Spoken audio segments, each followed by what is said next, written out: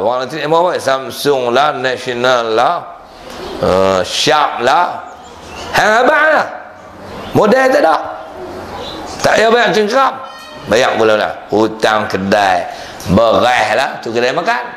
Kena bayar tuan-tuan. Dan yang last kali, hutang dengan individu. Ni cara umum lah hutang ni. Hutang kawan, hutang bini, hutang lelaki, hutang apa nama jiran, hutang bos. Ni hutang-hutang masa kini.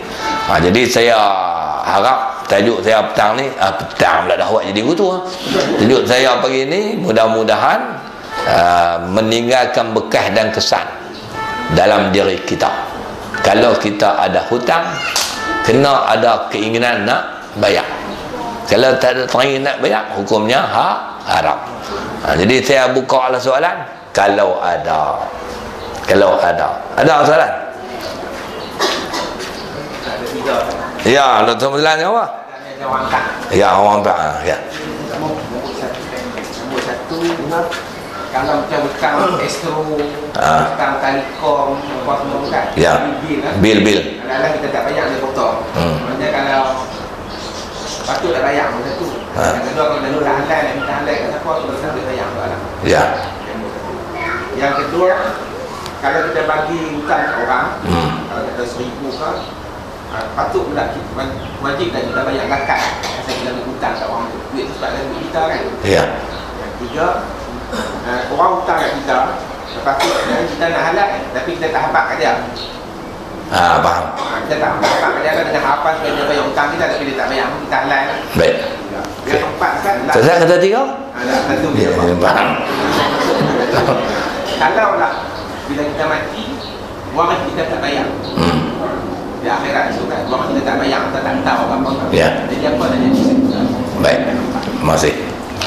Okey, nombor 2 bil. Hutang bil lah, bukan kira Astro apa, tak kira. Sebarang bil TMB, Astro, Telekom, Maxis, Celcom, semua lah jenis tu. Lagi apa, PBA, jenis bil, bil dan tuang, bil and tuang. Tak bayar, hutang. Tak bayar, dia kau hutang.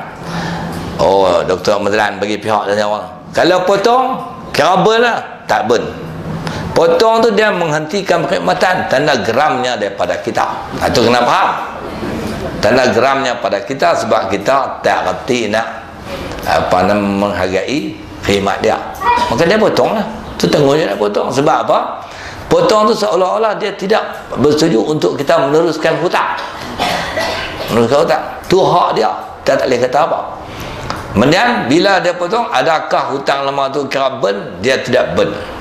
Dia tidak burn. Dia terus hidup. Maka tak bayar, berdosa. Wajib bayar. Wajib bayar. Cuma saya nak abang tu lagi, orang tanya saya pun ni dalam radio. Speed trap. Speed trap dan compound parking.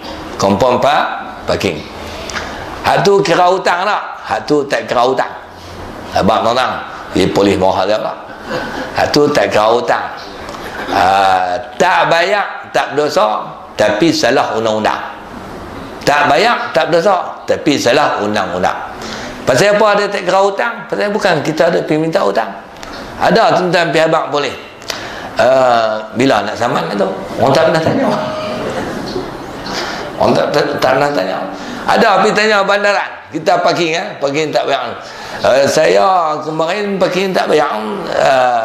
Bila nak hantar notis saman tu? Tak ada. Orang tak cari dulu tu. Maka jenis compound parking speed trap tu dia tak kira hutang. Tak bayar tak berdosa, undang-undang salah. Itu saja. Okey. Jadi bil-bil tadi siapa yang terlibat bayar, tak bayar haram dan berdosa. Nombor 2 tuan-tuan, ulang tu lupa mudah lah.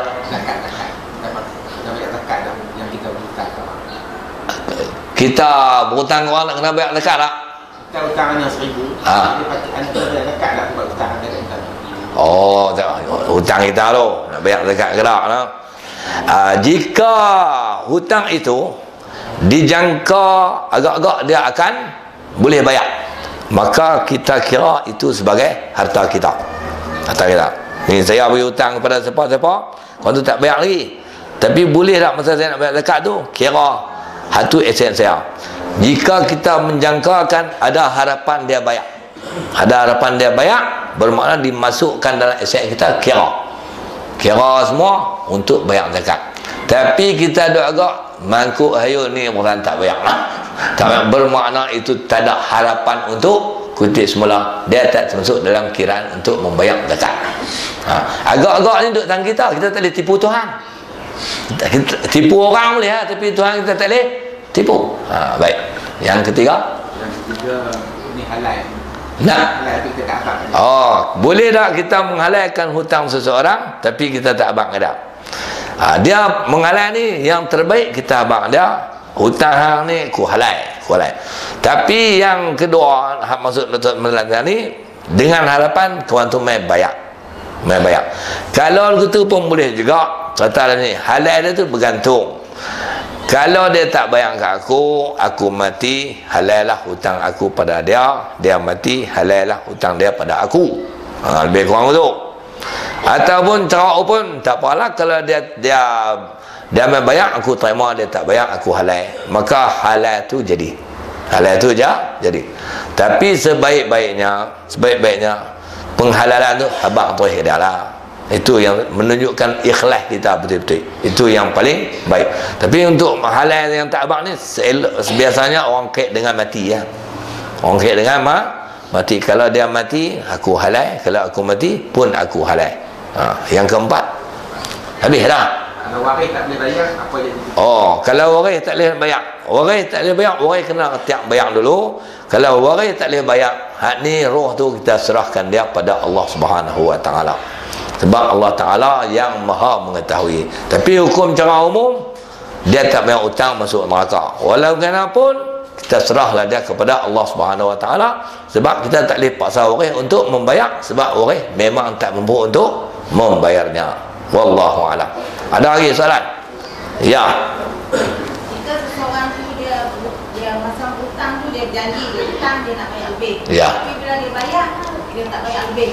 Patutkah orang yang beri hutang tu Okey. Ni tuan-tuan ya. Orang tu masa dia nak sebelum bagi hutang dia nak bayar lebih. Bila dia bayar cukup-cukup. Patut dah orang yang beri hutang menuntut lebih. Sekiranya orang beri hutang menuntut lebih, maka jadi riba. Bergantung pada tu. Kalau tu dia berjanji nak bayar lebih, dia berdosa kerana mungkir janji, tapi dia tak berdosa kerana membayar hutang. Ada dua hukum di situ. Berdosa kerana mungkir janji, tak berdosa kerana membayar hutang. Jadi harap-harap fahamlah. Maka dengan sebab itu, seandainya agak tak boleh nak menaikkan janji, maka mulut tu jangan getai merala untuk ini. Wallahu a'lam. Ada lagi soalan? Ya. Sekiranya si mati tidak memberitahu yang dia ada hutang pada orang dia. Ya.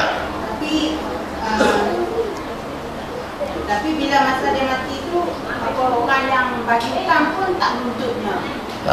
Dia memang ada niat nak berbayar, tapi dia tak sempat. Baik.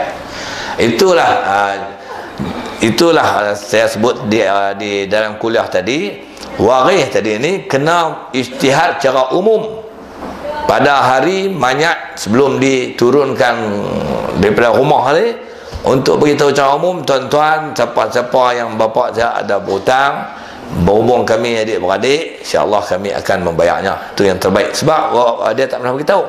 Tetapi sebenarnya hutang ni dia kena beritahu orang yang terdekat dengan dia lah. Kalau dia lelaki, beritahu bini dia. Lepak beritahu anak-anak dia. Kadang-kadang anak-anak kecil kita tak perlu beritahu bini. Dan dalam kaedah hutang piutang ni, dalam Quran Allah Ta'ala berfirman menyuruh kita mencatat hutang. Sebab tu kalau orang hutang bank tu memang catat semua. Tapi kita orang kampung, dia tulislah di tiang. Dia tulis tiang, ambil kapok buah di tiang. Anak dia main corok ayam sepadang hutang, maka tak kena bayar. Jadi lebih kurang betul lah. Jadi dalam kes tadi, kalau dia berazam nak bayar tapi waris tak tahu, kata dia berhutang, orang yang bagi hutang pun mereka sama-sama mereka sajalah. Dan orang beri hutang dia tak pergi tuntut, maka itu salah dia. Itu salah dia. Patutnya dia kena pergi tuntut kepada waris. Walaupun masa hari waris buat peristiharan, dia tak pergi, mungkin dia pergi claim, dia kena pergi tuntut. Tapi kalau dia tak menuntut, kalau dia kesian kepada roh, yang terbaiknya dia menghalalkan saja, selesai masalah. Akaun hutang jadi zero balik. Jadi zero balik. Walau mengenal pun hak tu pun macam Datuk menerangkan tadi, kita serahkan pada Allah Subhanahu Wa Taala, di luar daripada pengetahuan kita waris-warisnya. Wallahu a'lam. Ada lagi soalan? Ya. Waalaikumsalam. Kalau si pengutang tu tak ada waris tak? Waris tak ada? Oh, dia benih korang tu. Benih korang. Waris tak ada.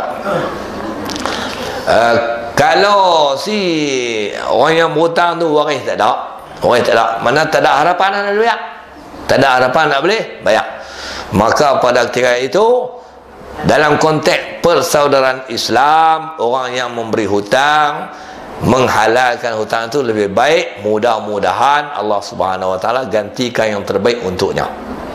Kalau dia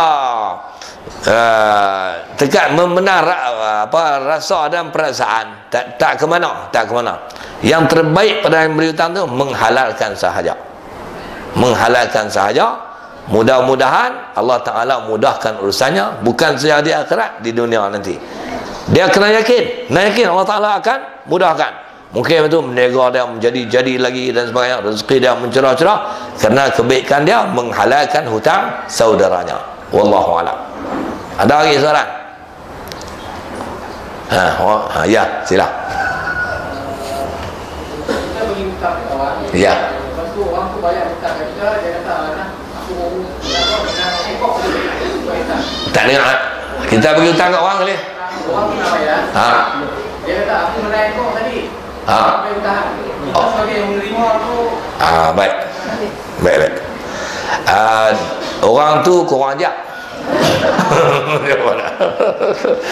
Dia kena ikut, dia bayar hutang dia kena ikut ke bayar hutang, maka sebaik-baiknya kita jangan terima. Hang pi jual seekor. Hang pi jual seekor untuk orang bayar aku. Hang jangan tikan apa ekor, sebab kita subahat menerima benda yang haram. Tapi kalau dia kena nama ekor, dia tak bak kat kita, lepas tu dia bayar hutang, kita terima tu ada yang halal, dosa tu dia yang tanggung. Macamlah hukumnya macam laki balik bagi anak-anak makan, hasil jual korang dengan biawak. Lebih kurang lah. Beli beras, beli gula, kopi bagi anak bini makan, dia jual biawak dan korang. Tapi mereka tak tahu anak bini makan halal, yang menanggung haram tu orang yang bawa balik benda makan. Demikianlah kawan tadi pun, dia bayar hutang kerana dapat duit 5 ekor. Kalau tak diberitahu, terimalah kita ni yang beri hutang. Kalau diberitahu, jangan terima. Aku tak sebahat dengan benda-benda yang haram. Wallahu a'lam. Dah lagi soalan? Ya. Ustaz, biasanya kalau kita punya hutang, tapi dia hutang tu berbeza, tak ada waris dia orang. Oh, dia pun benih korang lah. Kau belah kubang ulu semua. Dia bagi hutang, lepas tu dia meninggal, kita ni bayar tak ada, nak bayar tak ada. Dia ada waris. Dia waris tak ada, tapi dia ada waris. Harta dia akan pi kepada Baitul Mal. Baitul Mal satu. Jadi hutang dia ni kita boleh buat dua cara lah. Yang pertama tuan-tuan, kita jangan menanggap hutang dah dia tak ada, kira halal, tetap berdosa, tetap bayar. Kita ada dua cara nak bayar hutang. Orang mati tuan-tuan, kalau tak ada waris, harta dia tu boleh kepada Baitul Mal. Bermakna hutang dia tu harta dia. Maka kita pi Baitul Mal. Baitul Mal menjadi agama Islam lah. Tapi Baitul Mal kita bayar kepada Baitul Mal. Tapi tak payahlah pergi kata kat Baitul Mal tu, ni hutang kau tu dia mati, dia tak ada orang, saya bayar. Niat dalam hati sudah. Ni ada hamba Allah bagi duit. Padahal duit hamba Allah mati lah. Ni duit hamba Allah sekian, saya mesrah. Pasal hamba Allah tu pesan terus bagi. Dia tak pesan apa lah, duit mak Allah. Sudahlah, orang faham lah. Memang bermakna kita telah membayar hutang. Kemudian harta simpulan ni akan diuraikan oleh Baitul Mal. Itu satu. Yang kedua, kita malas lah nak pergi Baitul Mal tu. Kita malas pergi Baitul Mal, payah hutang tak banyak mana. Kita buatlah kebajikan untuk dia. Untuk dia. Pahala memang untuk dia. Bajikan untuk dia. Apa dah? Contohnya kita pergilah masjid. Pergilah masjid, tengok. Oi, masjid ni kipas hari ni. Lah ni masjid punya rambut ekon. Tulang, kebetulan pula kita hutang dia 40,000. Kita jumpa je tangkusan masjid. Ni masjid ni tak kuasa nak buat ekon kah? Kami nak buat tapi duit tak cukup. Banyak mana estimate 38,000 kontraktor main tengok mau ni. Kami ada 800. Tak ada duit. Kita kata dalam macam ni lah, panggil kontraktor tu pasang. Duit tak ada. Tak apa, saya ada orang wakil, orang bagi kat saya. So ni cari ni. Kita niat kebajikan. Aku buh ekor ni, duit si pulang yang hutang aku, mudah-mudahan pahalanya Allah Ta'ala hantar pergi ke dia. Boleh buat gitu. Jangan kita guna untuk peribadi, tak boleh. Niat-niat yang buat jariah kekekalan tu, insya-Allah pahala dapat. Okey, ada lagi soalan? Habislah. Tak ada lah. Okey. Ada. Jika seseorang tu dia hutang kepada kita, dia janji nak bayar sedikit. Tapi bila dapat duit dia buat segala yang beli ni. Dia macam lupa lah. Dia lupa. Bila kita sedikit dia macam lupa. Oh, dia lupa. Mungkin dia ada penyakit hilang ingatan kot. Dia untuk hutang lah, lain dia ingat lah. Jadi soalan tu sebenarnya tadi saya tak ada. Dia kaedah mudah. Kalau kita berhutang orang, bila mampu jangan ghalit. Bila kita mampu jangan ghalit, segera bayar. Pasal kalau kita duk ghalit, duit peruntukan nak bayar hutang tu, kita kona kau lain. Kita beli yang beli yang ni, akhirnya kita terkepit. Bukan kata kita lupa, kita buat lupa Allah. Hutang dia. Jadi gitu. Jadi orang yang berhutang tu tetap dosa lah. Yang pertama kerana dia mungkar janji. Yang kedua kerana dia tak bayar hutang. Tu kena bayar lah. Kita mengaji yang ni tuan-tuan untuk praktik, bukan nak dengar saja, untuk praktik dan amalan. Ada lagi soalan? Tak ada orang no? Tanya. Kalau mereka kata kalau tanya banyak sangat nampak macam tak erti. Sikit-sikit lah. Okey. Bismillahirrahmanirrahim. Alhamdulillah rabbil alamin, wassalatu wassalamu ala asyrafil mursalin wa ala alihi wa sahbihi ajma'in. Allahumma anfa'na bima 'allamtana wa 'allimna ma yanfa'una warzuqna 'ilman yanfa'una wa zidna 'ilma. Alhamdulillah ala kulli halin wa na'udzubika min hali ahli an-nar. Allahumma ij'alna minal ladzina yastami'una al-qawla fa yattabi'una ahsana. Wa sallallahu ala sayyidina Muhammadin wa ala alihi wa sahbihi ajma'in. Walhamdulillah rabbil alamin.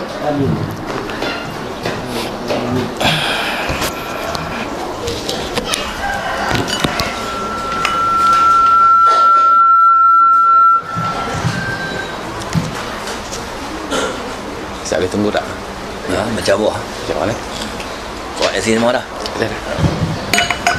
Kita ucap banyak terima kasih kepada Ustaz Syed Faisal di atas kuliah berkaitan hutang pada pagi ini, dan terima kasih banyak kepada semua yang bertanya soalan hari ini.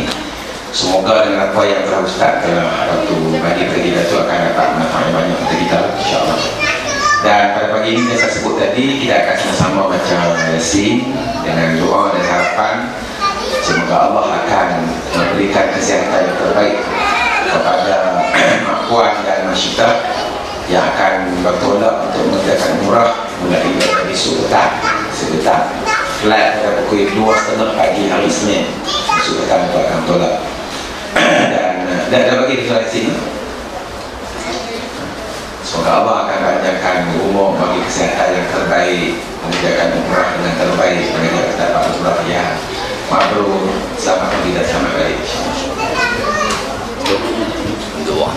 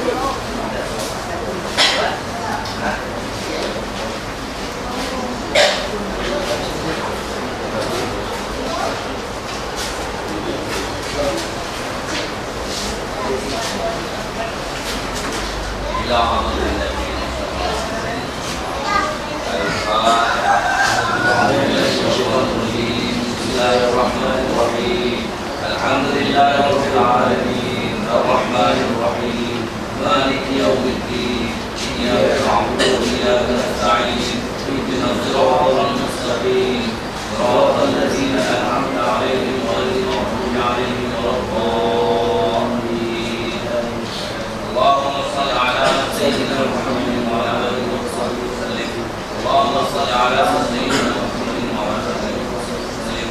اللهم صل على سيدنا محمد وعلى آله وصحبه وسلم. اللهم صل على سيدنا محمد وعلى آله وصحبه وسلم. اللهم صل على سيدنا محمد وعلى آله وصحبه وسلم. اللهم صل على سيدنا محمد وعلى آله وصحبه وسلم. اللهم صل على سيدنا محمد وعلى آله وصحبه وسلم. اللهم صل على سيدنا محمد وعلى آله وصحبه وسلم. اللهم صل على سيدنا محمد وعلى آله وصحبه وسلم. اللهم صل على سيدنا محمد وعلى آله وصحبه وسلم. اللهم صل على سيدنا محمد وعلى آله وصحبه وسلم. بسم الله الرحمن الرحيم. الله لا إله إلا هو الحي القيوم لا تأخذه سنة ولا نوم له ما في السماوات وما في الأرض. من ذا الذي يشفع عنده إلا بإذنه يعلم ما بين أيديهم وما خلفهم ولا يحيطون بشيء من علمه إلا بما شاء. وسع كرسيه السماوات والأرض ولا يئوده حفظهما العظيم. أعوذ بالله من الشيطان الرجيم. بسم الله الرحمن الرحيم. يا ياسين والقرآن الحكيم إنك من المرسلين على صراط مستقيم تنزيل العزيز الرحيم لتنذر قوما ما أنذر آباؤهم فهم غافلون. لقد حق القول على أكثرهم فهم لا يؤمنون. إنا جعلنا في أعناقهم أغلالا فهي الأسفل فهم مطمحون وجعلنا